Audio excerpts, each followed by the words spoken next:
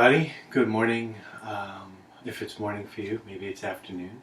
There are a couple of things that I would like to do in the practice today. So I'm going to be making videos to help us with our practice. And the one thing I want to start off with is seated posture. And Rasta came out to join us for a nice little seat. So if I'm seated on the ground, some people's knees come up really, really high, and if that's the case for you, you would like a block. So a block can go under the knees on any height. If you don't have a block, towel or blanket under there will be good. I also make a suggestion, if you have a block or a blanket, is putting it under you. Right, and as you can see, this lifts my seat up higher. So with this lift in the seat, the knees can drop down a little bit further.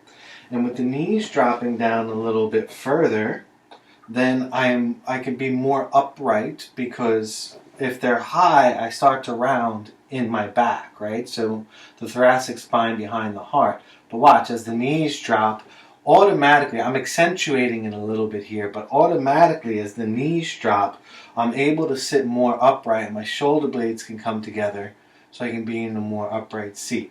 So you'll notice, if I go down to the ground, I have a pretty good seat on the ground, but my knees are high, right?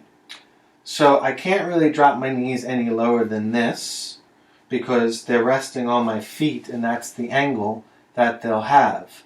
So sitting upright like this begins to pull into my hip flexors here and the inner groin muscles, which can get really tiresome after a period of time.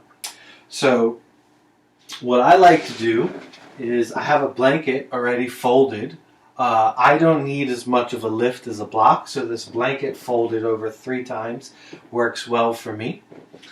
And then I'll come to sit on that, and as I do, my knees drop down slightly. I don't have my heels tucked all the way into the groin, right? They're a little bit out. They're a little bit further out from the groin, so they're more parallel to my body rather than angled in with my shins. So the shins aren't angling in, they're parallel, right? A little bit further out, creating a nice box shape here. Waist out to the knees, parallel legs here for the shins. And from here, I can have a nice upright seat, right? So the low abdomen is engaged. The legs are as relaxed as they can possibly be. That low abdomen's engaged. From there, I'm rising up through the spine. Heart is high. And the shoulder blades draw slightly towards each other across the back. Then a little tuck, just a tiny little tuck back of the chin. We don't want to bring it down, right? We don't want to bring it down. We just want a little pull back. So you can see the difference here if I go sideways, right? So this is a tuck back, right? Little tuck back. Rather than down, we just want a little pull in to elongate the cervical spine. So that cervical spine is elongated. And then there we have it. There's our seated practice for meditation, for pranayama. Thumb and first fingers can touch. You can take that Gyan Mudra if you like, or whatever instructions for the pranayama practice at hand. This is just a little video to help you guys kind of build your seat. If this seated posture, cross-legged, doesn't work for you, then you can always go a little bit higher and just bring the legs stacked one in front of the other, right? Rather than on top. So one leg in front works really well. Or you can go into a chair if you like going into a chair. And there's always the option of coming to kneeling And you can kneel and do a lot of these practices, either kneeling straight like this, or you can go wide leg kneel, and if you can get the sits bones right down to the floor, or you always have the option of putting a block between the heels and seated on that block. So I can give you guys the side view of that. The block will go in between the heels, and you sit back down on the block.